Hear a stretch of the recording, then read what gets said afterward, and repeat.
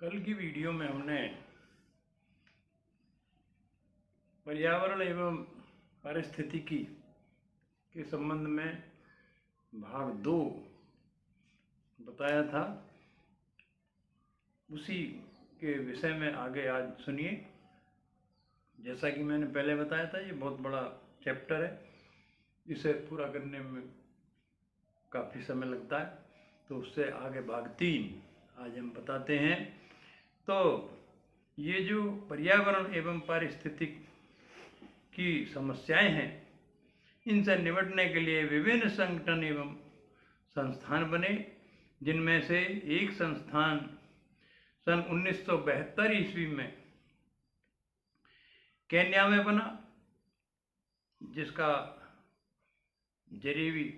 मुख्य कार्य था पर्यावरण से उत्पन्न जो समस्याएं हैं उनसे निपटने के लिए। इसी तरह से भारत में भी पर्यावरण से संबंधित कुछ काम हुए, जिनमें से नंबर 1 राष्ट्रीय पर्यावरण अभियांत्रिकी शोध संस्थान। इसकी स्थापना भारतवर्ष में 1958 ईस्वी में नागपुर में की गई थी। इसके 5 क्षेत्रीय प्रयोगशालाएं हैं, जिनमें दिल्ली, चेन्नई, मुंबई, कलकत्ता और हैदराबाद। इन क्षेत्रों में इनकी जो प्रयोगशालाएं हैं पर्यावरण से संबंधित, वो बनाई गई हैं। इसकी स्थापना का मुख्य उद्देश्य है पानी जो मानव पीने के लिए उपयोग करता है, तो शुद्ध पानी की सप्लाई सबको हो सके और पानी प्रदूषित ना हो, उसके लिए सीवरेज की व्यवस्था की जाए। और औद्योगिक प्रदूषण, जो देश के अंदर उद्योग लगे हुए हैं, उन उद्योगों में पानी का प्रयोग होता है और उद्योगों की मशीनें वगैरह उस पानी साफ़ की जाती हैं, जिससे वो फिर गंदा पानी हो जाता है। वो गंदा पानी फिर किसी न किसी नदी में डाला जाता है, जिससे नदी का जो शुद्ध पानी है वो भी प्रदूषित हो जाता है। तो उसके लिए भी ऐसी व्यवस्थाएं की गई कि वो जो उद्योगों का पानी है वो गंदा पानी नदियों में न डाला जाए। यहाँ पर मैं एक बात और बताऊं कि जो पर्वतीय क्षेत्रों से आने वाली नदियाँ हैं, जिनका उद्गम क्षेत्र पर्वत है, जहाँ पर बर्फ पड़ती है, वहाँ से शुद्ध पानी नदियों के अंदर आता है और नदियों की घाटियों में छिद्रदार सेल रेत के रूप में होती हैं। उनके ऊपर होकर जब पानी चलता है तो वो छिद्रदार सेलें पानी की गंदगी को अपने अंदर रोक लेती हैं और आगे जाने के लिए पानी को शुद्ध करती रहती है, वो जो रेत है। लेकिन वर्तमान में जो औद्योगिक विकास हो रहे हैं, बड़े बड़े शहरों का निर्माण हो रहा है, उनमें से जो गंदा पानी आता है वो पानी नदियों में डाल दिया जाता है, जिससे नदियों का पानी प्रदूषित हो जाता है, विशुद्ध हो जाता है और पीने योग्य नहीं रहता।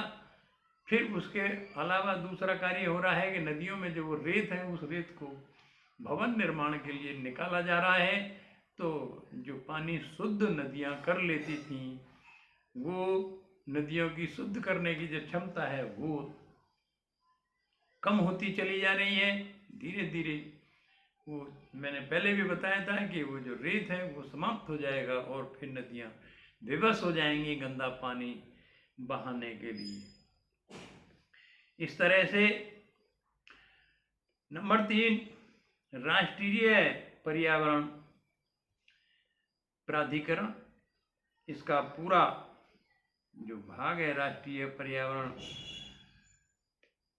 अपीलीय प्राधिकरण है, इसकी स्थापना राष्ट्रीय अपीलीय प्राधिकरण अधिनियम 1997 के तहत की गई थी।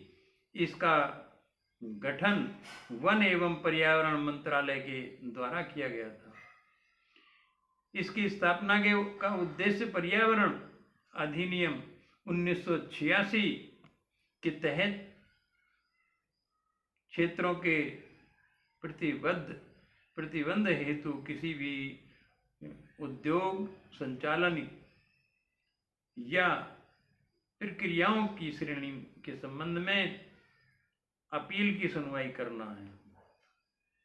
नंबर 4, विश्व मौसम विज्ञान संगठन। एक विश्व का भी मौसम विज्ञान संगठन की स्थापना हुई है, जो अंतर्राष्ट्रीय मौसम विज्ञान संगठन है। 17 मार्च 1951 को विश्व मौसम विज्ञान संगठन के नाम से अस्तित्व में आया। इसका मुख्यालय जेनेवा स्विट्जरलैंड में है। इसका मुख्य कार्य पृथ्वी के वायुमंडल की दशा और व्यवहार का अध्ययन है। नंबर 5, पर्यावरण संरक्षण एजेंसी। इसकी स्थापना 2 दिसंबर 1970 को हुई। यह संयुक्त राज्य अमेरिका की संघीय एजेंसी है। इसका संबंध मानव स्वास्थ्य एवं पर्यावरण संबंधी नियमों के निर्माण का आकलन करना है। अब सुनिए, नंबर 6, संयुक्त राष्ट्र पर्यावरण कार्यक्रम। इसकी स्थापना 1972 में, जैसा कि मैंने पहले बताया, कि नैरोबी केन्या में इसकी स्थापना की गई। अब सुनिए, मानव पर्यावरण संबंधी अवधारणा। ये जो पर्यावरण की अवधारणाएं हैं, ये मानव ने तैयार की हैं और मानव से ही संबंध इनका है। हालांकि अन्य जीवों से भी है, लेकिन क्योंकि इस पृथ्वी पर मानव ही मालिक बना हुआ है पृथ्वी का, दूसरे जो अन्य प्राणी हैं उनका कोई महत्व तो है, लेकिन उनकी अपनी कोई मर्जी नहीं चलती कि वो जैसा चाहे ऐसा पृथ्वी पर किया जा सके। यहाँ पर मैं एक उदाहरण बताना चाहूँगा कि ब्रह्मा जी ने जब इस पृथ्वी के ऊपर जीवों का निर्माण किया तो विष्णु जी ने पूछा कि ब्रह्मा जी, आपने जीवों का निर्माण किया, इनमें से सबसे अच्छा जो जीव है वो दिखाइए। तो ब्रह्मा जी ने मानव का पुतला दिखाया कि ये पृथ्वी पर सबसे अच्छा जीव है। फिर विष्णु जी ने कहा कि इस पृथ्वी पर जो सबसे बुरा जीव है, सबसे खराब जीव है, उसे दिखाइए। तो ब्रह्मा जी ने फिर मानव का ही पुतला दिखा दिया कि ये सबसे खराब जीव है। तो विष्णु जी ने पूछा कि ऐसा क्यों? तो ब्रह्मा जी ने कहा कि ऐसा प्राणी है, ये सबसे अच्छे कार्य भी करता है और सबसे बुरे कार्य भी करता है। पृथ्वी पर मानव जीवन को संकट में डालने का कार्य भी यही प्राणी करेगा। अन्य प्राणियों को ये नगण्य कर देगा, उन्हें ये समाप्ति की तरफ पहुंचा देगा और उसके बाद फिर ये स्वयं भी समाप्ति के कार्य करना शुरू कर देगा, जिससे मानव जीवन ही समाप्त हो जाएगा। तो इस तरह से मेरा कहने का तात्पर्य ये है कि इस पृथ्वी पर पर्यावरण को जो हानि पहुंचा रहा है वो मानव ही पहुंचा रहा है, और इस पर्यावरण को शुद्ध रखने के लिए प्रयास तो बहुत कुछ हो रहे हैं, लेकिन उन प्रयासों का हल कोई नहीं निकल रहा। उनके जो परिणाम हैं वो अच्छे नहीं हैं, ना ही कोई विशेष रुचि से ये कार्य किए जा रहे हैं, केवल टाल मटोल वाली बातें। तो अब सुनिए, मानव पर्यावरण संबंधी अवधारणा। मानव से संबंधित कुछ ऐसी अवधारणाएं भी बनाई गई हैं, जिनमें पहली है नियतवादी अवधारणा।